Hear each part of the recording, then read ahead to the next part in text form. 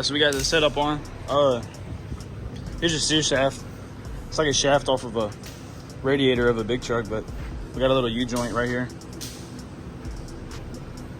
It's going to be used right there on the rack and pinion and go up to the U-joint for the power steering pump. Got the steer shaft loaded up. Next thing we're going to do is get a bushing of some sort to hold it in there, keep it from moving back and forth, and then it'll be just power steering lines.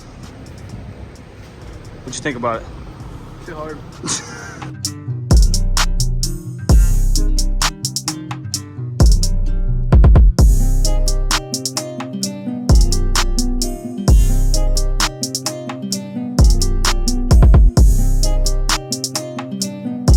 Alright, it's the next day. Got the steering done. All the hydraulic lines. The power steering's hooked up. Going up to the pump. Got the steer shaft on. I just used a random piece of rod and some U-joints I got out of a scrapyard. And yeah, it works. New battery in it and everything. I don't know if I've showed the new setup yet, but 2614s, 37s. I just threw something together. It's just a lot higher now though.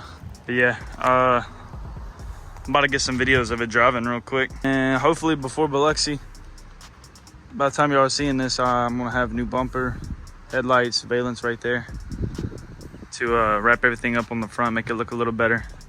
And I would power wash the undercarriage and frame and spray paint it black and stuff, just make it look a little better. But it drives. Cranks and drives just fine. Steers good. Only problem is you can't really see that well.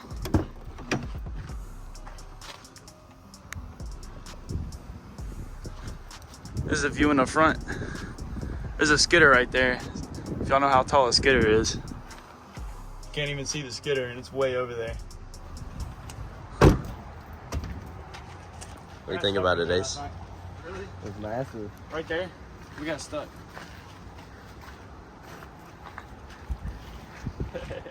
Is this your truck, sir? Yeah, we about to drive it for the first time. Tell me all the specs on this hope. Got a 3-inch RC. Hey, what about the sway bar? What? What about the sway bar? Hey, Hunter, get up in there. Actually, Austin, get in there.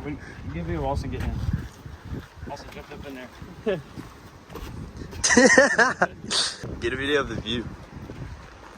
I've already got it. No, not your face.